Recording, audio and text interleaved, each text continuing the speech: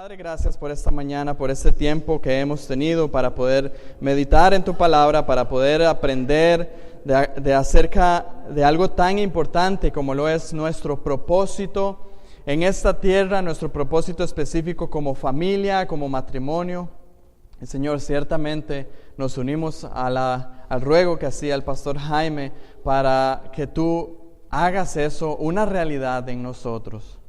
Y Señor, gracias porque la alabanza eleva nuestro corazón, eleva nuestro espíritu para saber que tú eres nuestro Señor, que tú eres grande, que tú eres el Todopoderoso, que no hay nadie que se compare a ti. Y nosotros eso es lo que proclamamos y levantamos en este tiempo. Gracias porque nos das la oportunidad también de venir a tu palabra nuevamente y poder analizar y meditar, Señor, en cosas que son tan importantes, tan relevantes para nuestros días, pero que lamentablemente quizá hemos dejado de lado, o por parte o por completo. Y Señor, es mi petición en esta mañana que podemos estar concentrados no en lo que el predicador vaya a decir, sino que en lo que tu palabra diga, en lo que tú nos vayas a enseñar hoy a través del texto sagrado que tú nos has dejado. Que de esa manera, Señor, tu nombre solamente sea glorificado. En el nombre de Jesucristo. Amén. Vayamos a Romanos capítulo 12 y vamos a tener la lectura de Romanos capítulo 12, versículos del 9 hasta el versículo 13. Eso nos servirá para ponernos en contexto de lo que hemos venido hablando las últimas semanas. Romanos capítulo 12, versículos 9 hasta el versículo 13.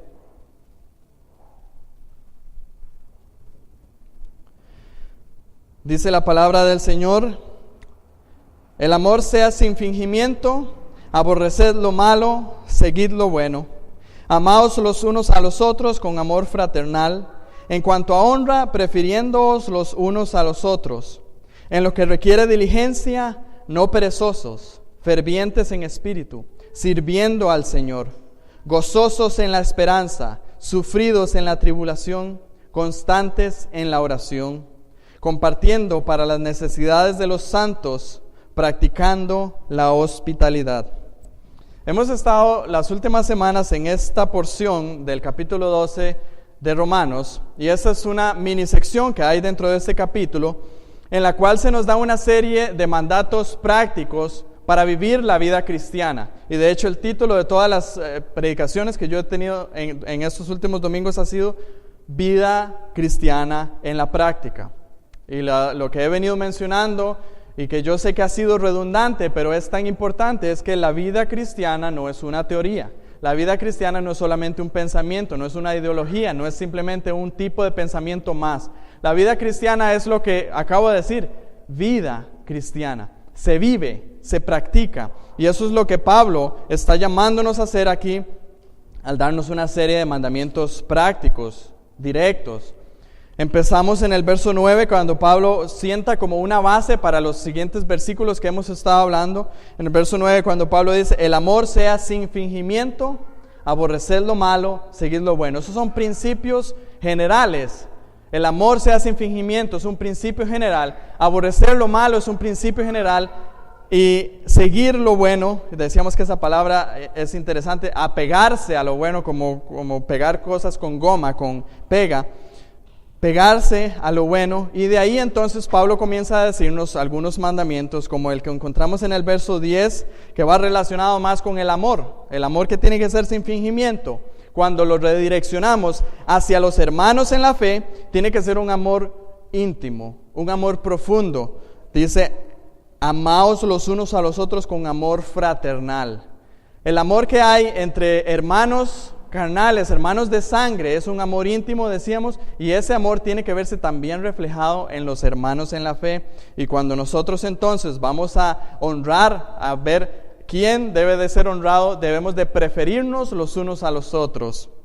Luego en el verso 11 veíamos que en lo que requiere diligencia, En tiempos cuando no requiere que nadie sea perezoso, eso es lo que tenemos que hacer. No tenemos que ser perezosos, más bien tenemos que ser fervientes en espíritu. Tiene que haber en nosotros una actitud pronta, una actitud dispuesta. ¿Y dispuesta a qué? A que en todo sirvamos al Señor. Dice sirviendo al Señor, ya sea de palabra o de hecho, ya sea que hagamos, que comamos o que bebamos, cualquier cosa que hagamos tiene que hacerlo sirviendo al Señor para la gloria de Dios. Y las últimas 2 semanas estuvimos meditando en los versos 12, cuando dice gozosos en la esperanza. Nuestro gozo en estos tiempos tan convulsos, tan llenos de tribulaciones, tan llenos de aflicciones, vienen pruebas, vienen problemas, vienen dificultades económicas, dificultades de falta de trabajo, de problemas familiares. ¿Cuál es nuestra actitud? Nuestro gozo puesto en la esperanza de que el Señor Jesús tiene grandes y preciosas promesas para con nosotros y las va a traer cuando Él venga en su reino. Y eso nos ayudará entonces a ser constantes en la tribulación, a ser perseverantes en la tribulación, a caminar en medio de la lluvia y yo sé, me estoy mojando, la lluvia me está cayendo, la tribulación está, pero estoy perseverando. Y eso lo hago a medida que mi vida es una vida de constante dependencia del Señor en oración. Que la oración se vuelve una realidad en mi vida como el respirar y que vivo en completa dependencia. Pero en esta sección no termina ahí, sino que en esta sección aún nos quedan 2 mandatos por ver y que como yo mencionaba en la oración, esos 2 mandatos no es que por ser los que están a lo último de esta sección que estamos viendo son los menos importantes, más bien son muy importantes y tenemos que verlos. Están en el verso 13. Compartiendo para las necesidades de los santos, practicando la hospitalidad. Pero antes de entrar a estos 2 mandatos que Pablo está dando aquí, yo quiero traer nuestra atención un momento a Hechos capítulo 2. Acompáñenme por favor al libro de Hechos capítulo 2 y yo le voy a leer una de las porciones de los eventos históricos que son remarcables y quizá más importantes en la historia. Obviamente después de la muerte y resurrección de nuestro Señor Jesucristo, pero unos días después hay un acontecimiento, lo que nosotros llamamos el Pentecostés, en Hechos capítulo 2. Para ponerlos en contexto, viene el Espíritu Santo y entonces Pedro, lleno del Espíritu Santo, se para al frente de toda la multitud que estaba ahí y predica el Evangelio, predica el mensaje del Señor. En el verso 36 vemos que en el 37 vemos que hay personas que compungidos de corazón le preguntaron: varones, ¿qué haremos? Entonces Pedro le responde: arrepentidos y bautícese cada uno y recibiréis perdón de pecados y recibiréis el don del Espíritu Santo. Y a partir del verso 42, ahí es donde quiero que leamos en Hechos 2, vemos cuál es la dinámica de la vida de esta iglesia. Verso 42 dice: y estos que se habían convertido perseveraban en la doctrina de los apóstoles, en la comunión unos con otros, en el partimiento del pan y en las oraciones. Y sobrevino temor a toda persona, y muchas maravillas y señales eran hechas por los apóstoles. Todos los que habían creído estaban juntos y tenían en común todas las cosas, y vendían sus propiedades y sus bienes y lo repartían a todos según la necesidad de cada uno.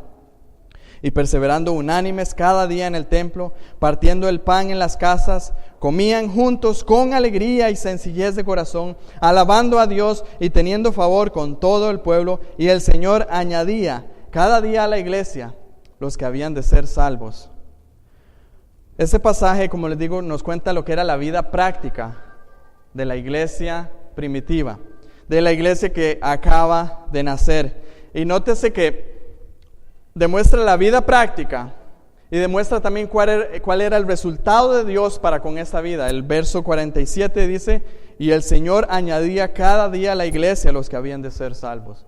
Eso es un deseo que hay en mi corazón. Yo no sé si lo es en el suyo, pero yo desearía que cada domingo, conforme vamos teniendo reuniones en el culto de la iglesia, nosotros podamos empezar a ver caras nuevas y que llegue un punto en que vamos a tener que sacar las sillas que están ahí en la bodega y ponerlas aquí, y que vamos a tener que buscar de alguna manera ¿cómo hacer? O sea, hacer una segunda planta o pasarnos a otro local más grande. Eso desearía yo que fuera así.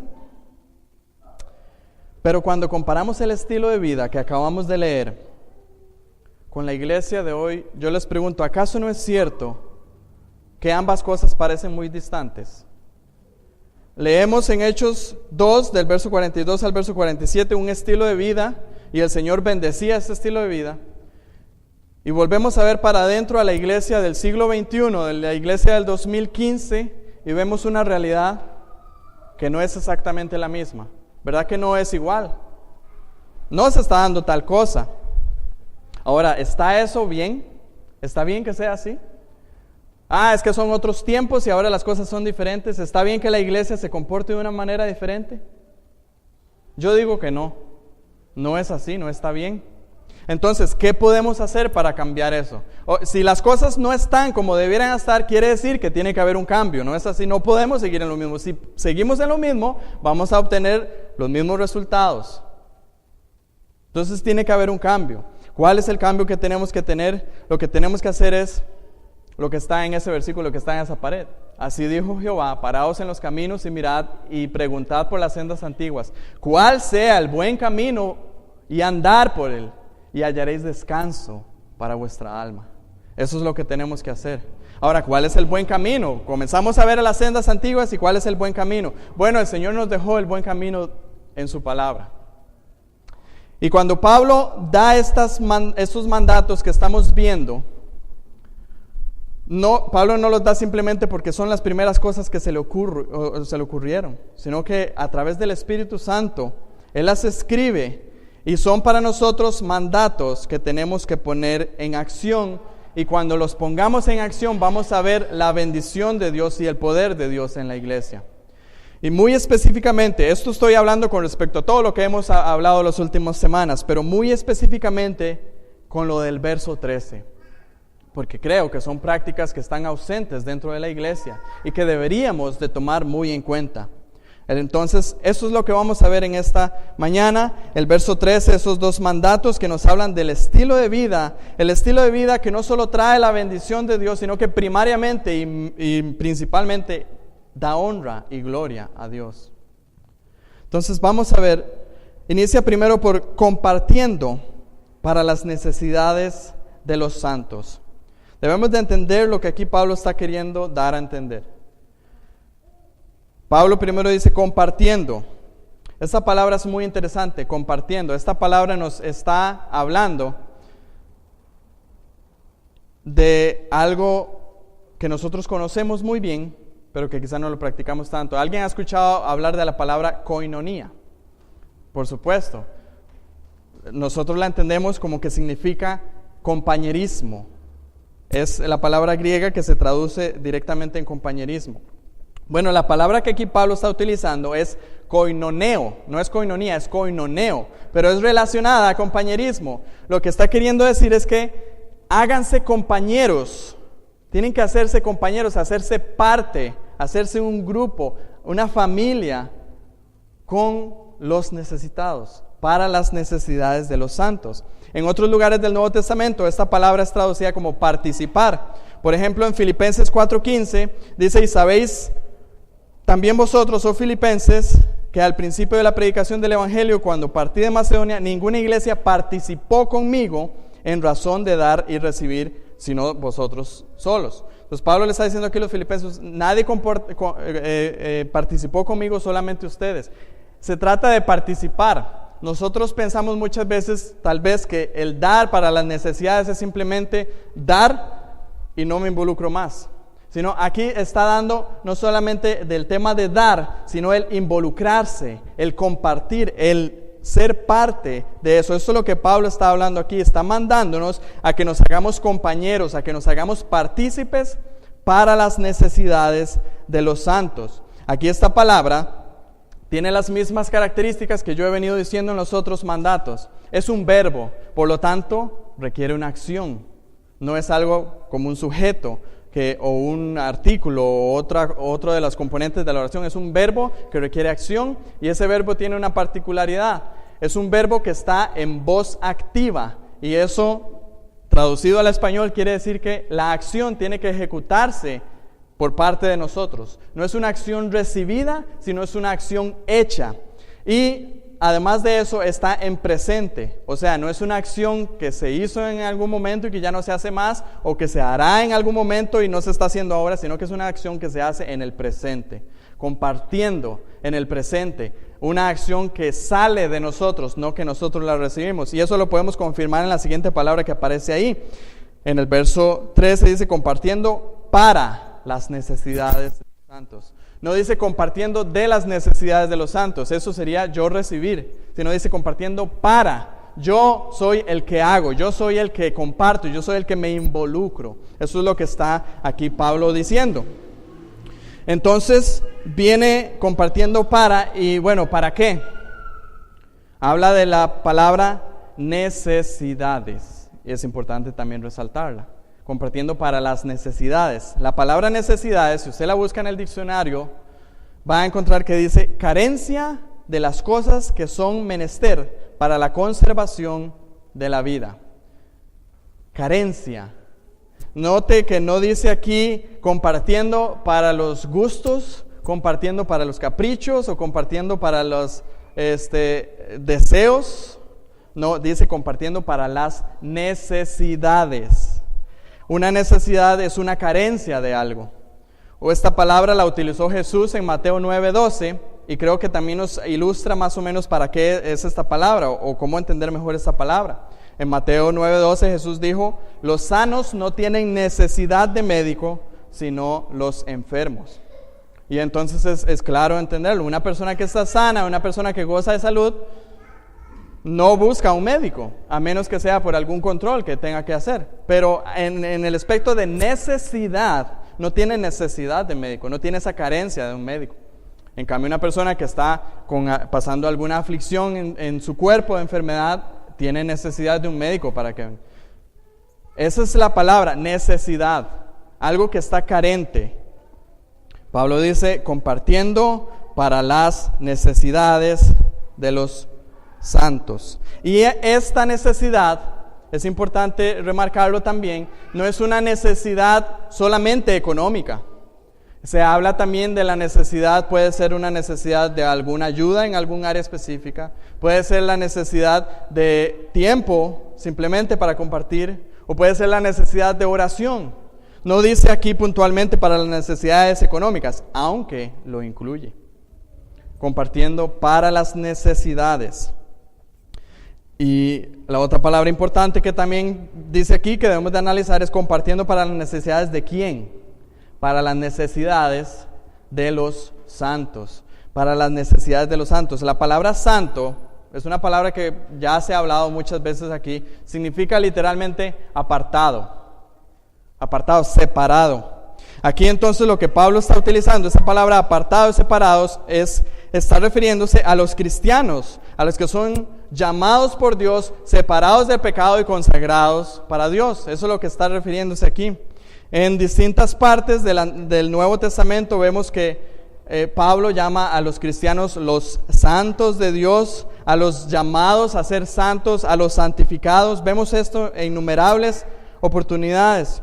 Eso es importante. Los santos no son un grupo seleccionado que después de haber muerto hizo algún milagro, entonces tiene que pasar todo un proceso de canonización para después llamarlo santo.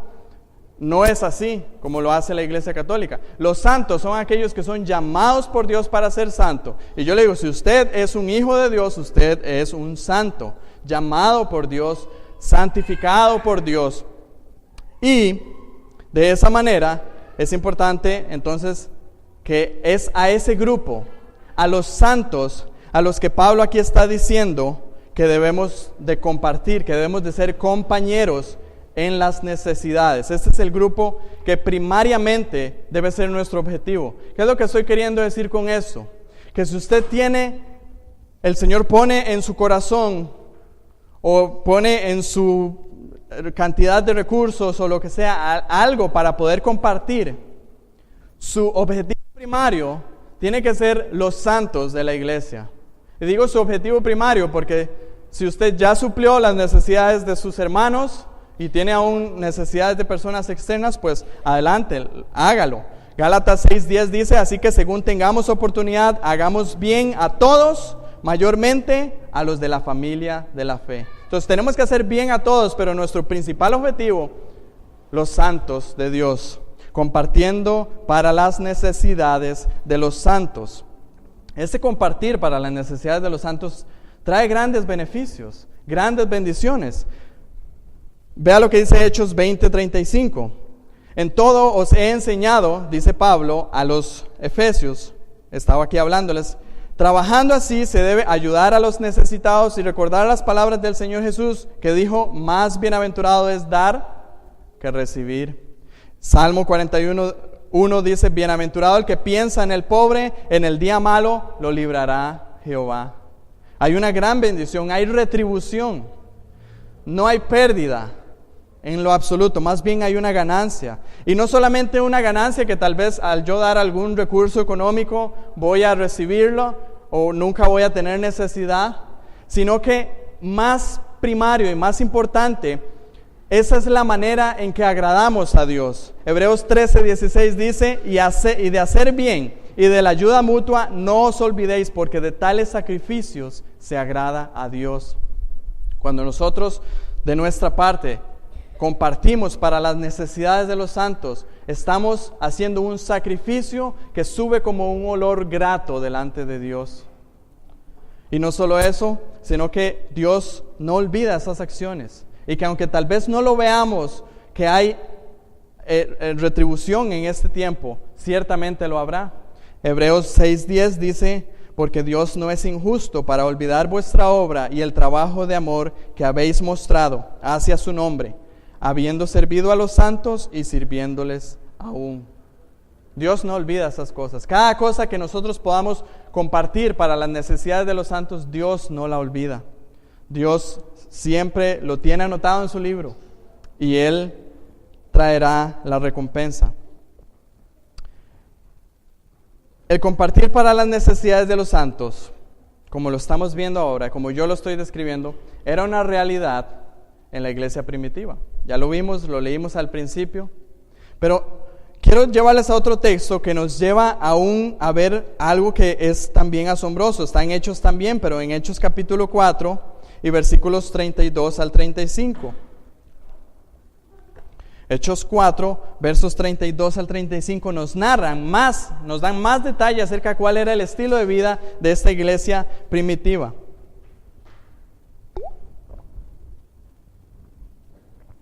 Dice así el texto, y la multitud de los que habían creído era de un corazón y un alma, y ninguno decía ser suyo propio nada de lo que poseía, sino que tenían todas las cosas en común. Y con gran poder los apóstoles daban testimonio de la resurrección del Señor Jesús, y abundante gracia era sobre todos ellos. Así que no había entre ellos ningún necesitado, porque todos los que poseían heredades o casas las vendían y traían el precio de lo vendido.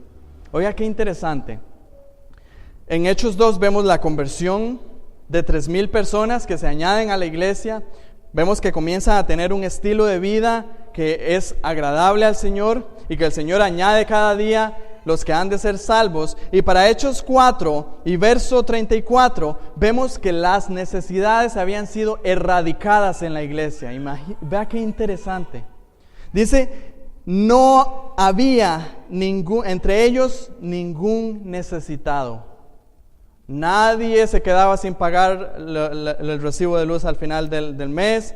Nadie se quedaba sin pagar el recibo de agua. Todos tenían sus cosas sin necesidad, cubiertas. Eso es algo asombroso. Pero lamentablemente, hermanos, hay que señalar y hacer la comparación de nuevo. Poner la foto de la iglesia primitiva y la foto de la iglesia del 2015 y enfrentarnos a la dura realidad de que eso no es algo que está presente hoy, sino que está ausente. Hay necesidad en la iglesia, hay necesidad en los hermanos. ¿Y qué es? ¿Porque la iglesia no tiene una ofrenda suficiente para las necesidades de los hermanos? No, porque Aquí Pablo en el verso 13 está hablando a cristianos en particular, no está hablando a que la iglesia tiene que hacerlo. Dice, cada uno compartiendo para las necesidades de los santos. Hoy vemos un individualismo en la iglesia, hoy vemos un poco interés siquiera por conocer si mi hermano o mi hermana tienen necesidad. Vemos muy poco compartir o participar en estas cosas. Ahora, ¿por qué está ausente estas cosas en la iglesia? ¿Qué es lo que cambió de la iglesia que acabamos de leer en Hechos 4, 32 al 34 al año presente? Y yo creo que este mismo texto tiene la respuesta, porque hagamos esa comparación, sigamos poniendo las dos fotos, la foto de la iglesia primitiva y la foto de la iglesia de hoy, y hagamos la comparación. Leamos el verso 32. Dice, y la multitud de los que habían creído era de un corazón y un alma. En otras palabras, los que habían creído eran una familia. Estaban unidos entre sí, tenían un corazón y un alma. Ellos se servían unos a otros. Ellos entendían que eran un cuerpo. Como Gálatas nos lo dice, entendían que ellos ya no eran peregrinos y extranjeros, ahora eran co-ciudadanos del reino de Dios y miembros de la familia de Dios. Ellos habían entendido eso y lo ponían en la práctica. Pero este pensamiento está ausente en la iglesia. Y pregunto, ¿será porque casi no nos vemos como familia? ¿Será porque nos llamamos unos a otros hermanos, pero no nos tratamos como hermanos? Yo le pregunto a los que están aquí y que han pasado en algún momento, cuando un hermano suyo ha tenido una necesidad, ¿cuál es su primer pensamiento? Estoy hablando en la carne, hermano de sangre.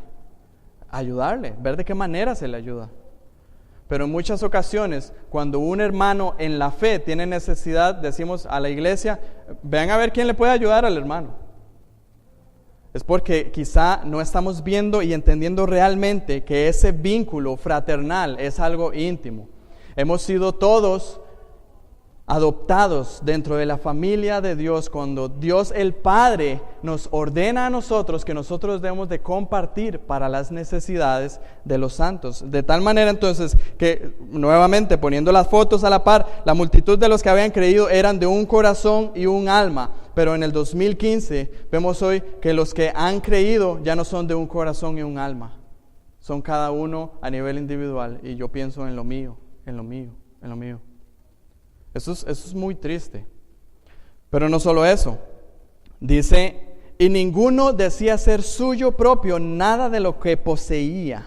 Este es otro punto interesante. Aquí vemos que ellos entendían que ellos no eran dueños de sus posesiones, aunque la palabra puede enredarnos, pero ellos no eran dueños de lo que tenían, sino que ellos eran simplemente administradores. Que el dueño es el creador de los cielos y de la tierra, y que Él nunca ha cedido su posesión. Dios nunca cederá nada de lo que Él tiene. Él es el único dueño.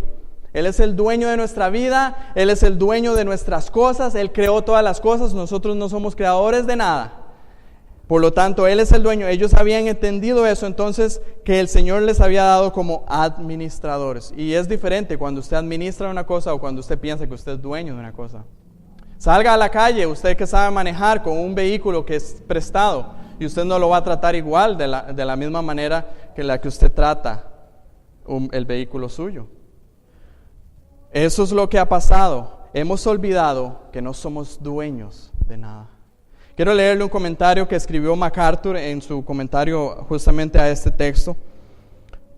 Me parece muy atinado. Dice, en los ojos de la sociedad, nosotros tenemos derechos de propiedad sobre ciertas cosas, pero delante del Señor de nada somos dueños en este mundo. Somos simples mayordomos de las cosas con las que Él nos ha bendecido, y una de nuestras responsabilidades más importantes como sus mayordomos consiste en utilizar nuestros recursos personales para contribuir a la satisfacción de las necesidades de los santos, nuestros hermanos y hermanas en Cristo. Eso es lo que ha pasado. El individualismo, el egocentrismo se ha metido tanto en nuestras vidas que nosotros hemos olvidado que las cosas que Dios nos ha dado son para las demás personas, para los demás hermanos en la fe y no para nosotros.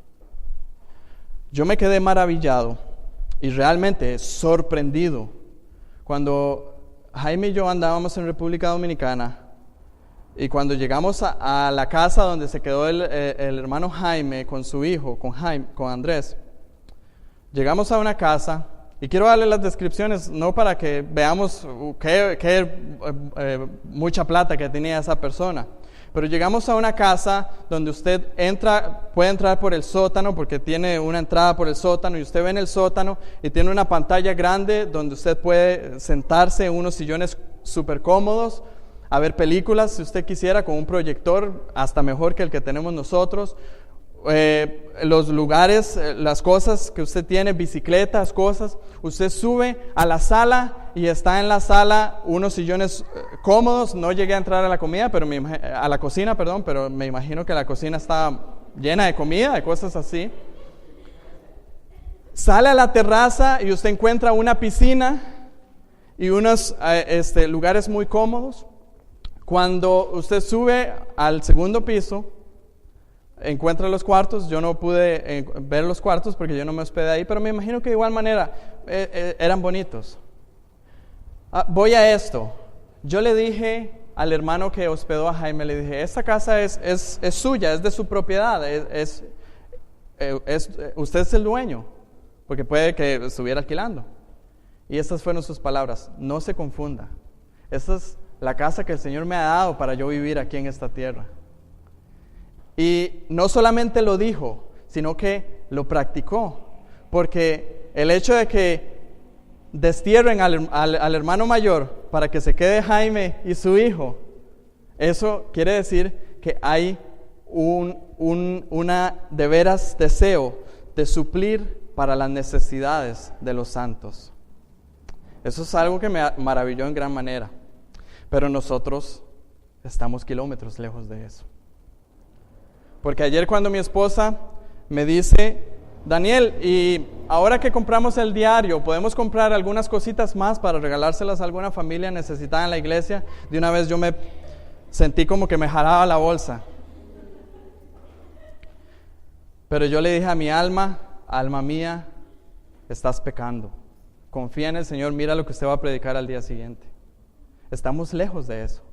Esa es nuestra realidad. Vemos una necesidad y lo primero que pensamos es, ay, yo y mis cosas. Y seguimos en eso. Pero la palabra de Dios nos dice una cosa: compartiendo para las necesidades de los santos. ¿Qué podemos hacer entonces? Debemos de acatar al consejo bíblico. Y eso es muy importante.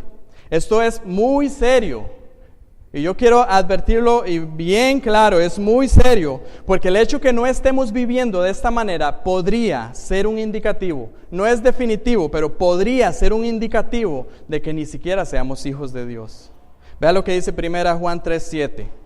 Pero el que tiene bienes de este mundo y ve a su hermano tener necesidad y cierra contra él su corazón, ¿cómo mora el amor de Dios en él?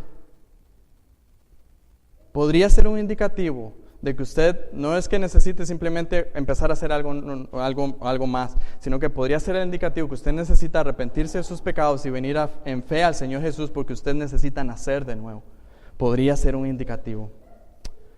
Vuelvo a aclarar, no definitivo.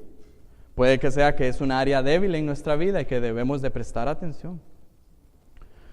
¿Qué podemos hacer? Bueno, yo quiero... porque quiero agotar este texto que acabamos de leer en Hechos 4, 32 al 34, porque vean qué interesante que hay un versículo que no hemos mencionado tanto, y es el verso 33. Y la multitud de los que habían creído era de un corazón y de un alma, y ninguno decía ser suyo propio nada de lo que poseía, sino que tenían todas las cosas en común.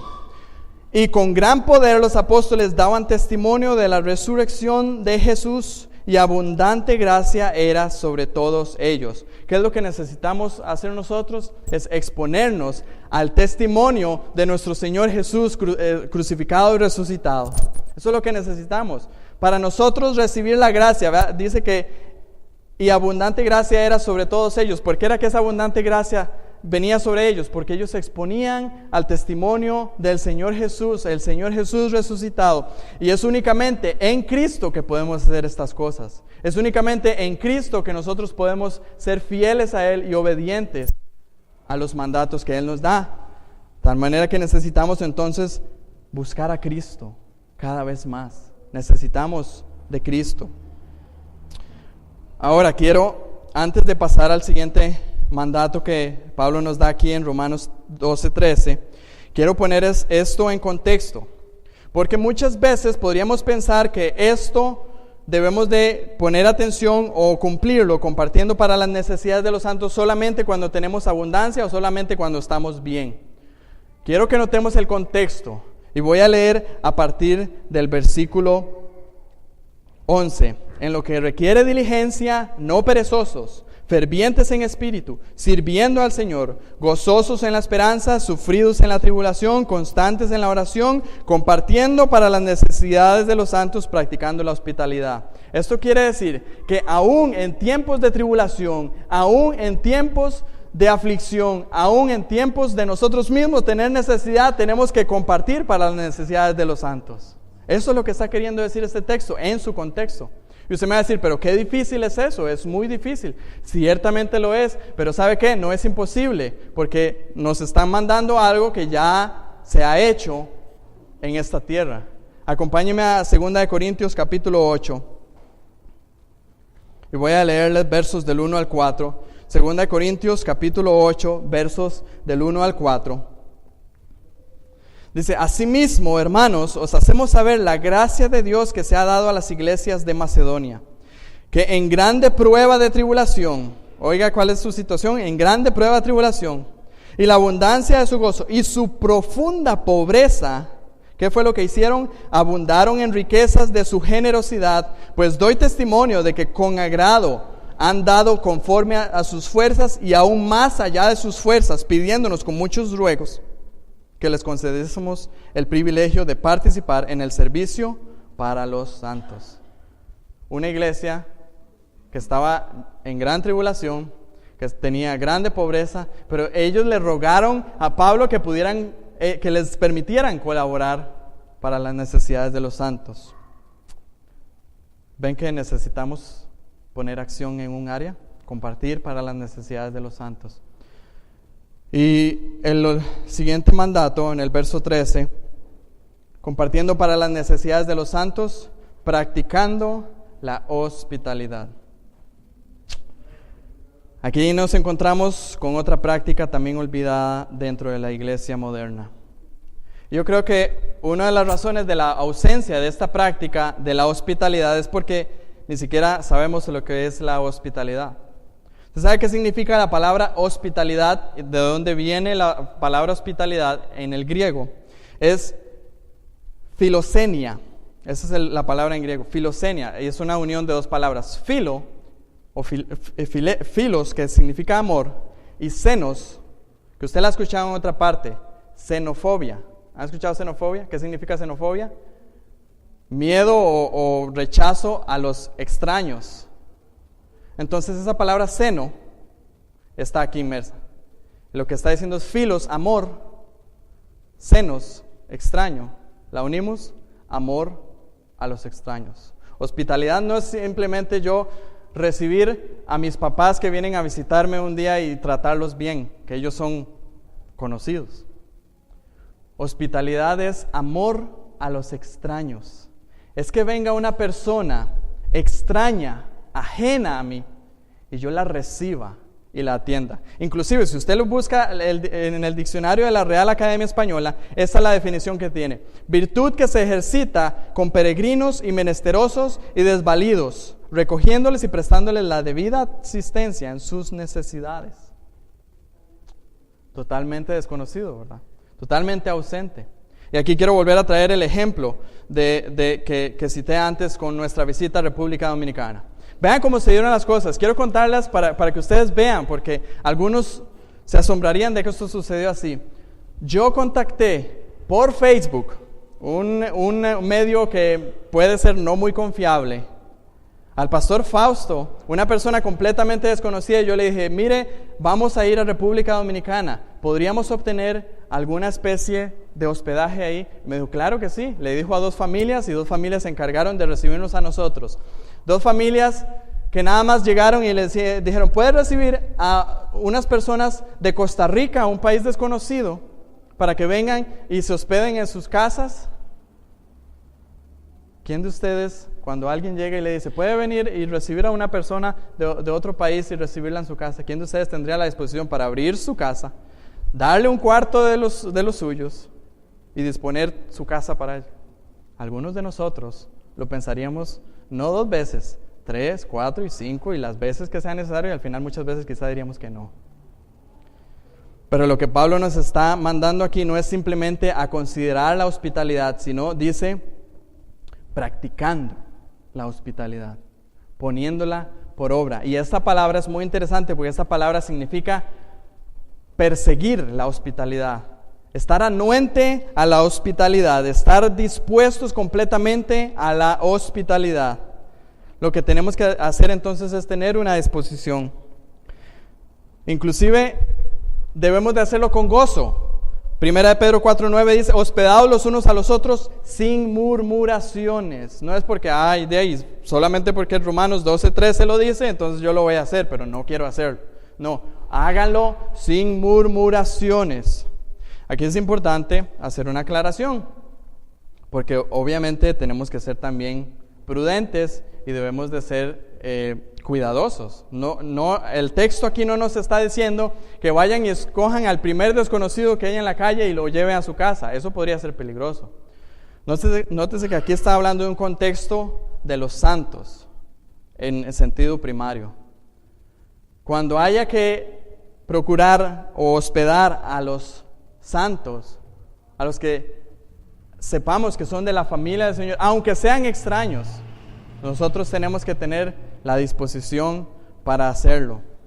Y esto es algo que, como les digo, puede que lo veamos como algo peligroso, recibir a un extraño, pero la Biblia es insistente en este punto. Vean lo que dice Hebreos 13:2. No os olvidéis de la hospitalidad, porque por ella algunos, sin saberlo, hospedaron ángeles. Usted me dice, Daniel, explica ese versículo, y yo le digo, yo no lo entiendo. Yo no entiendo si realmente uno hospedando personas está hospedando a ángeles. ¿Cómo debemos de entender eso? ¿Ángeles literalmente, o que el Señor ha puesto a esas personas para que uno los hospede? No entiendo realmente, pero sí sé que ya ha sucedido también. Cuando nos vamos a Génesis 18, vemos que Abraham estaba tranquilo y ve a 3 hombres que vienen y él corre y les recibe y les dice, bueno, vamos a matar un corderito, voy a decirle a mi esposa que amase un pan y lo haga, y vengan, recíbanle, vamos a recibirles. Y no es solamente un simple ángel el que estaba recibiendo, era el Señor Jehová. Lo mismo Lot en el capítulo 19. Vemos a Lot, que Lot les insiste a esos hombres a que ellos vengan a su casa y estuvieran con él, pasaran con él la noche. La hospitalidad tiene gran importancia. En 3 de Juan nos dice que la hospitalidad es una forma en la que nosotros podamos contribuir con la verdad. Voy a leerles 3 de Juan 1, del 3 al 8.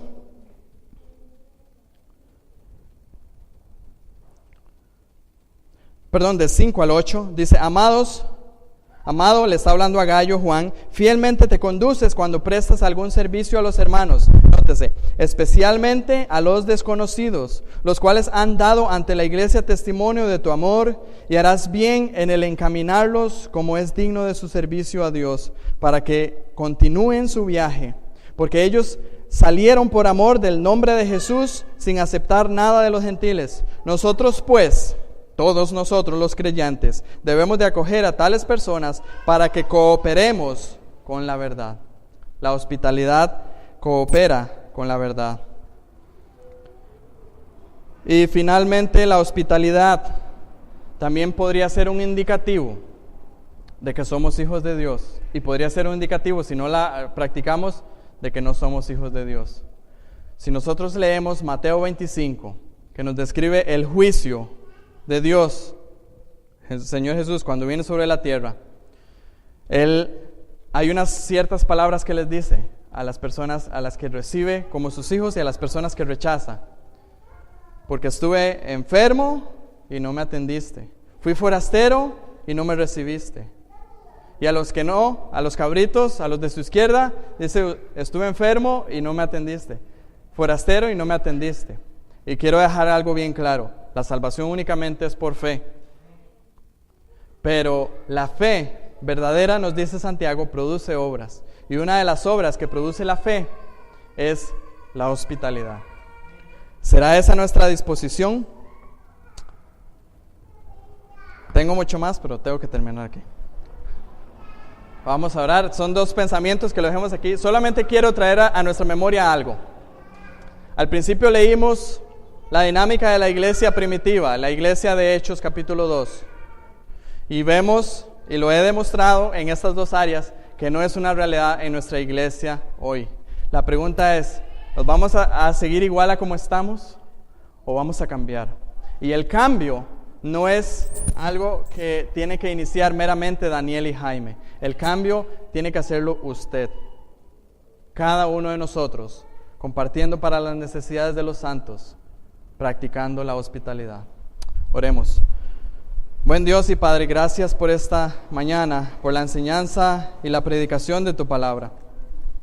Somos grandemente instruidos, pero también grandemente corregidos y grandemente exhortados a través de tu palabra. Y áreas, Señor, que quizá no prestamos tanta atención, áreas en las cuales nosotros ignoramos muchas veces sabiendo que lo estamos haciendo y muchas veces ignoramos. Pero Señor, tú que eres bueno, tú que eres misericordioso, ten piedad de nosotros en esta mañana, oh Señor. Nosotros que somos pecadores y que hemos errado en gran manera, y que estoy seguro, Señor, que el estado de la iglesia de estos tiempos, nosotros somos los culpables de ello, porque nosotros somos la iglesia.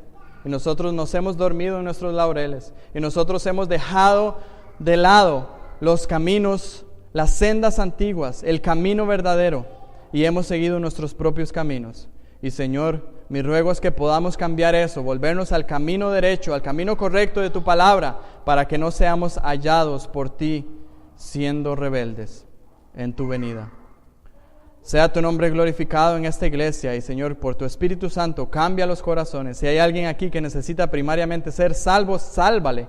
Pero si hay alguien aquí como nosotros que ve la carencia de estas cosas y necesita auxilio de ti, auxílianos, Señor. Ven con tu Espíritu Santo y danos el poder, danos el querer como el hacer para poder hacer todas estas cosas en las cuales traeremos gloria a tu santo nombre y también recibiremos grande beneficio, gran bendición de tu parte. En el nombre de Jesús. Amén.